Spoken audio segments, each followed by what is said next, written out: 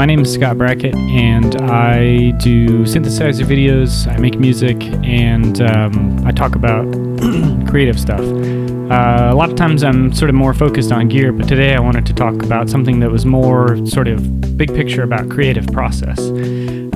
We all can get a little bit over-focused on whether or not we have the right equipment, or chasing down a synthesizer that just came out that we, know is going to solve all our problems. But the reality is, there are always going to be ways that you can make your creative process better, and a lot of the times it actually doesn't have anything to do with what equipment you're using. So here's 10 guidelines that I found to help me stay sort of creatively productive on my projects while also keeping a day job. If you don't have a day job, you'll probably still find something useful in here, but like most people have to also work some kind of normal job, and sometimes that can be difficult to come home and then also feel like being productive. But there are a couple of ways I think that you can reframe your creative process to help you stay focused on just the things that are important for you to get things done. Even if you have tons of free time, it's still nice to be able to use that time to the fullest extent of your ability.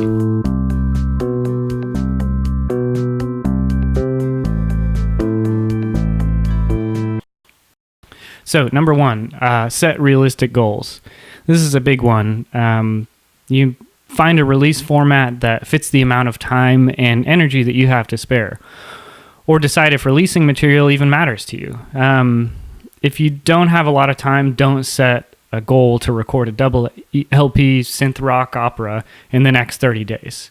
Instead maybe settle for uploading some kind of jam or something to Instagram once a week or twice a week, or every day if you can. Maybe you prefer, real life stuff. So maybe make a goal to go out and do an open mic set once a month, or some other kind of live performance. Or if you can't get out, maybe make a goal to do a live stream performance once a month. Even if these mini milestones don't yield much that you like, it will keep you kind of in fighting shape, so that when you get some time off or you finally decide to tackle your dream project, it'll all come a lot easier and faster. And you might meet some really cool people while you're sort of engaging with the community that end up sort of fueling your creativity, maybe making a connection where you have a collaboration that comes up you hadn't planned on. Number two, embrace the limitations that you can't change. If you don't have an analog synthesizer, use the toy keyboard you found at a thrift store. If you don't have a fast computer and your DAW crashes every time you open up 16 tracks and put on a bunch of insert effects on each channel, then limit yourself to recording 4 to 8 tracks per song. And, only 3 plugins or something on the master channel instead of on each strip. Something that will run fine within that limitation. The digital world will let you do anything, but that doesn't mean that it will run well. So it's up to you to sort of place those limitations on yourself. Don't focus on the features that your synthesizer lacks, or, if you can't play a complicated run like super fast or something, write compositions that don't require complicated runs. Dumb it down a little bit. And, instead of trying to sort of focus on what you don't have or what your synthesizer or Groovebox or whatever lacks, focus on trying to find the hidden gems that are already in your possession. Maybe somewhere in a weird, when you switch settings back and forth on a toy keyboard, you get this really cool glitchy sound you like, or maybe you're really bad at doing complicated runs, but you're really good at doing certain kind of rhythmic things that maybe, there's something that you do naturally that someone else has to work for. So find that stuff. Ironically, doing so will foster the very skills and technical prowess that you're wishing you had. If you know your equipment better and you know your skills better, it will allow you to make better purchases and be more able to use those purchases to their fullest extent. It takes time and it takes patience, but forget what isn't and start making moves with what is, what you have.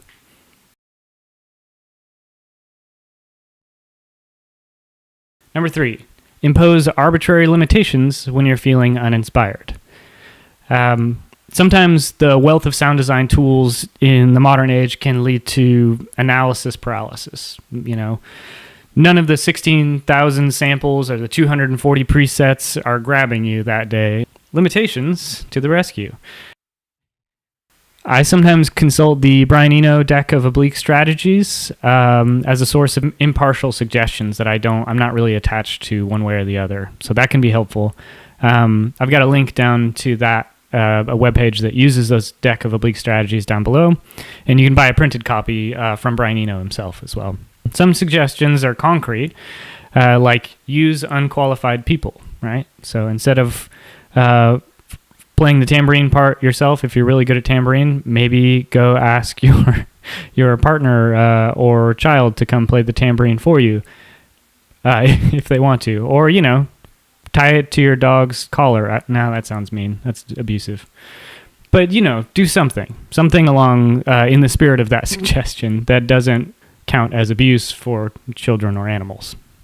And some of them are less concrete. Some of the suggestions are like, in total darkness, or in a very dark room, very quietly.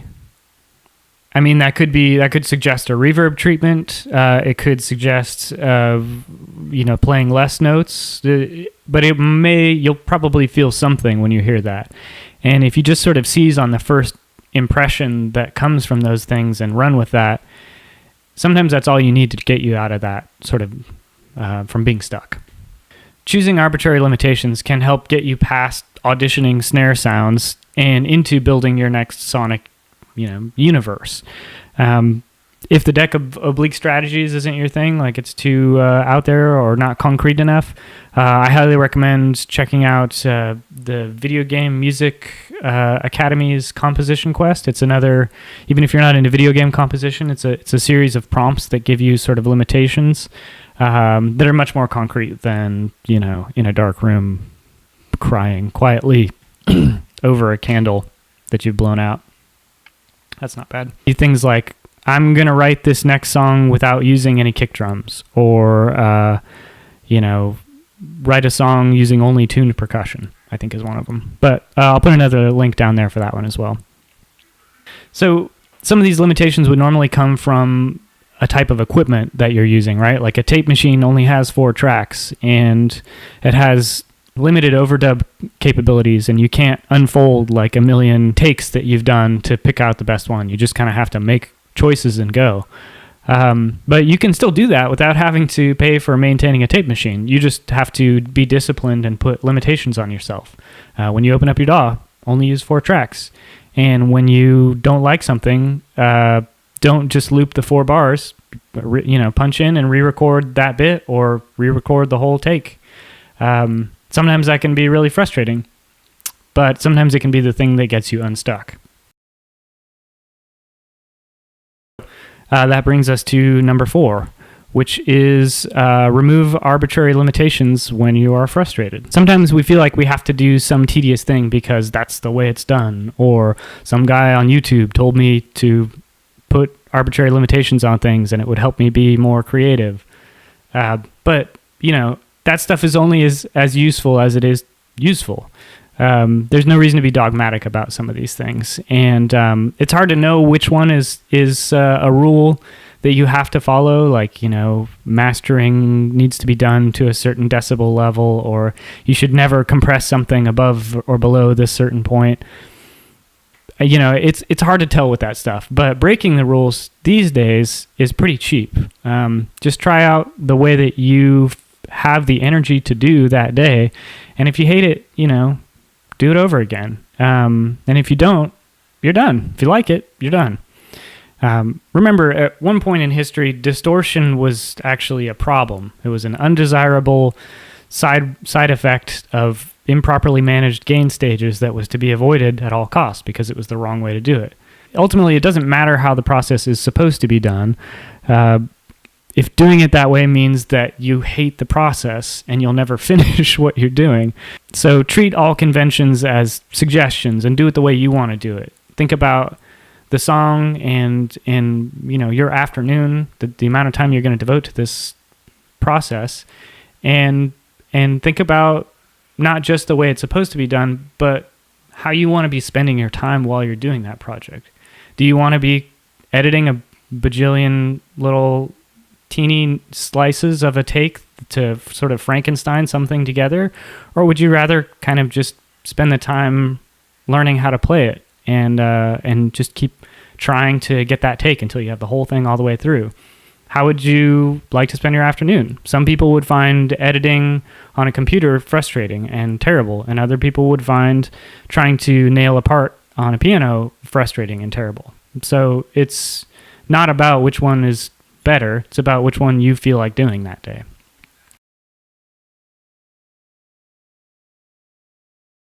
Number 5, don't worry if it's already been done. Most everything you can think of has already been tried, and that's okay.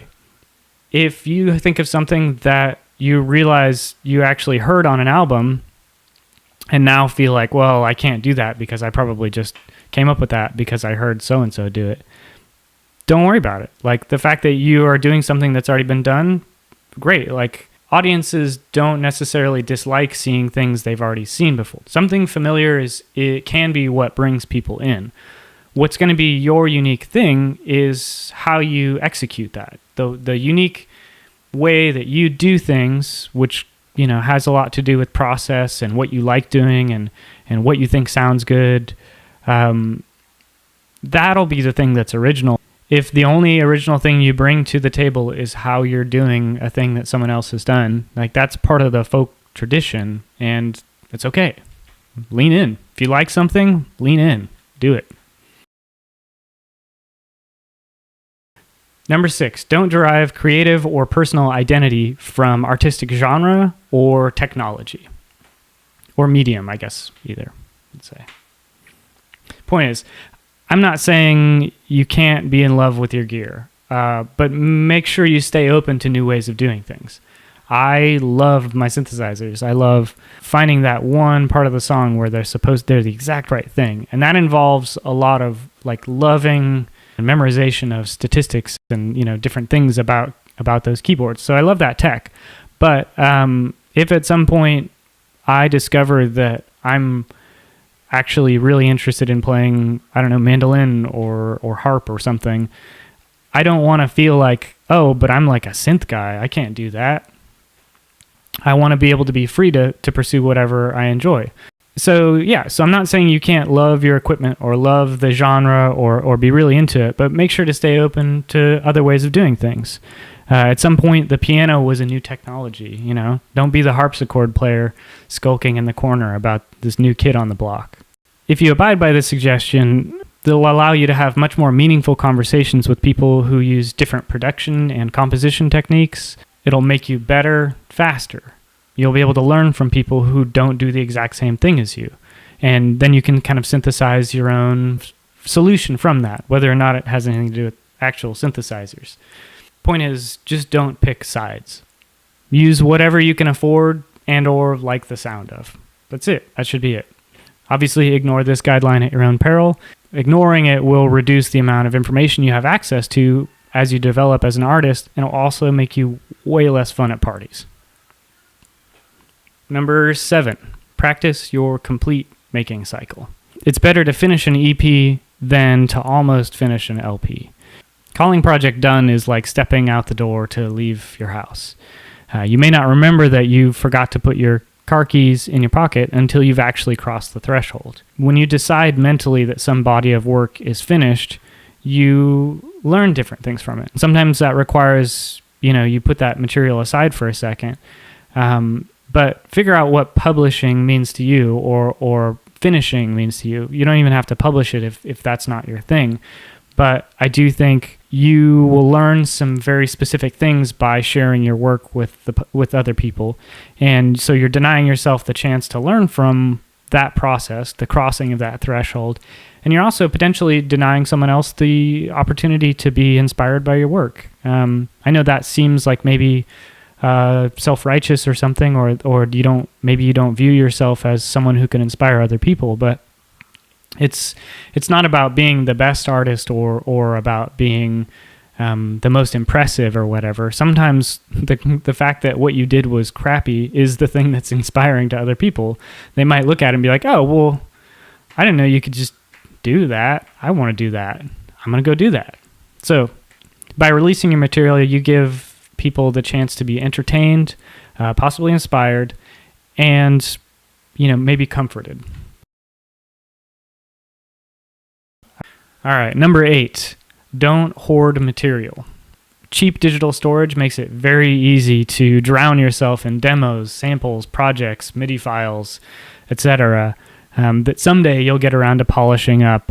Give yourself some credit. Your mind is an endless source of new and cool ideas. Don't be afraid to let those melodies, synth patches, MIDI files, whatever, don't be afraid to let those go, because if the melody is important enough or strong enough, it'll come back to you. It really will. Or you'll think of one that's even better. I'm not talking about, being scorched earth about your files and deleting everything right now.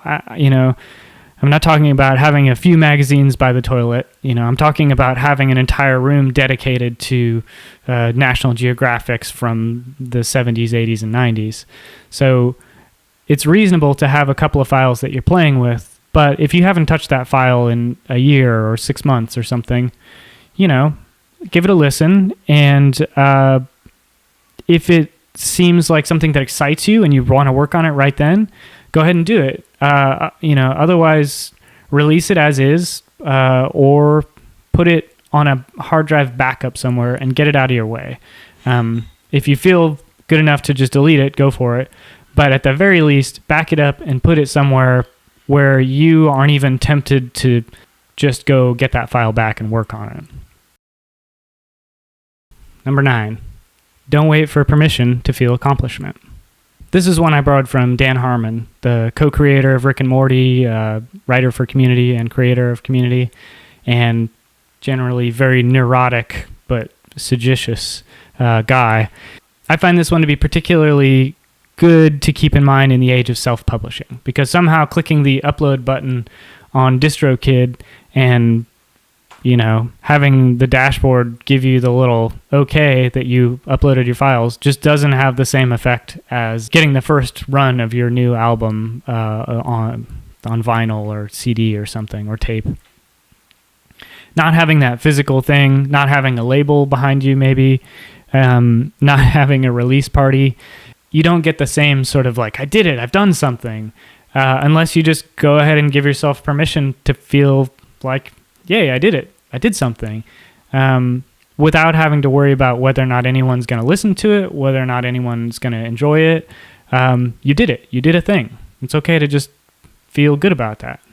If being recognized is important for your art to feel completed, or for you to feel like you accomplished something, you make yourself dependent on praise. When the likes, listens, and watches and attendance numbers eventually subside, or heaven forbid you get a dislike, you're still a creator. You still did a thing. You still made something. So you should feel accomplishment for that. All right, well, this brings me to number 10, which is be nice to yourself. It's a simple one, but don't be afraid of being wrong, and don't let others make you ashamed of what you don't know. Even though measuring sound in decibels is technically a scientific matter, and communicating chord progressions requires some music theory training, the actual perceptions of those things, of those sounds and chord progressions, those are all extremely subjective and have more to do with the culture that you were raised in and what you've been primed to hear as music, and how your ears work, like how sensitive they are to various frequencies. If it turns out that your subjective oral reality doesn't line up with someone who you would like to have as part of your audience, you got 2 options. 1, find a different audience. 2, learn how to hear it their way, so that when you need to, you can put that hat on. We're just talking about variations in air pressure that are interacting with human sensory organs. This is not a place to take a moral stance. Unless you're talking about an ultrasonic weapon. I suppose that might be a place to take a moral stance. Other than an ultrasonic weapon, there's no reason to take a moral stance on your sensory preferences. You like it? Great. You don't like it? Great. You don't have to be mean about it. And if someone else is trying to be mean to you about your preferences, you don't have to take them seriously at all. And don't let anyone make you feel like you don't have a contribution you can make to the artistic community just because you don't know the specific terms to describe that contribution. So be nice and make some stuff. Thanks for tuning in. If you have something that you made using any of these rules, post a link to it down in the comments. I'd love to check it out. And if you like the video, like it. If you want to subscribe, do that. Otherwise, I'll see you around. Well, I guess if you subscribe, I'll see you around. Otherwise, thanks for watching and have a great new year. Whatever year it is you're watching this. I'm specifically talking about 2019, but if it's not 2019, have a good year now too.